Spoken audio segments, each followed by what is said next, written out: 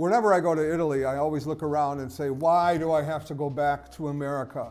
Why don't I just stay here? Rose Romano's novel, this is the first novel that she's ever produced, is entitled You'll Never Have Me Like You Want Me. The undertitle is Keep Mistreating Me, Italy. It only makes me write faster. Emilia, the protagonist of this novel, who everybody in Italy keeps calling Emily, because they know she's an American, is an Italian-American woman whose family comes from Naples region. She goes back to Italy to live. She gives up on America. She says, I'm done with America.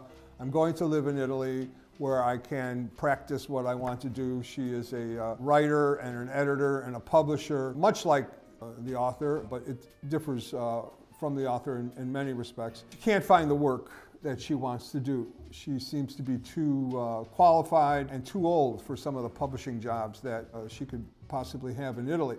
So she has to settle for the little bit of welfare that she can get from Italy. And every day she gets to have a free lunch and maybe a little breakfast.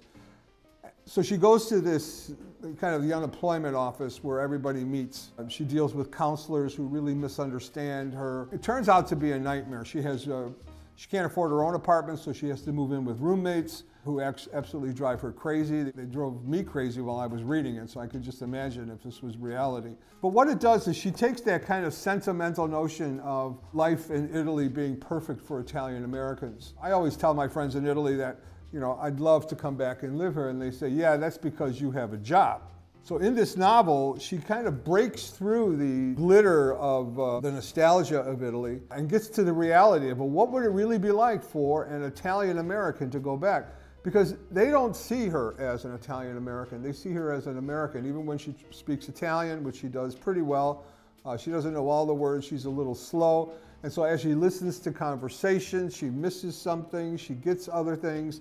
And so what you find happening in this novel is this frustrating return to the homeland. The narrator has visions of the Madonna who shows up in blue jeans. It's just this kind of hilarious sense of the macabre reality of what it would like to be back in Italy. You'll Never Have Me Like You Want Me is the novel many of us have been waiting for. Rose Romano has written poetry. She's published journals and anthologies. I think it's definitely one of those new kind of directions in terms of understanding what would it be like for us to return to Italy.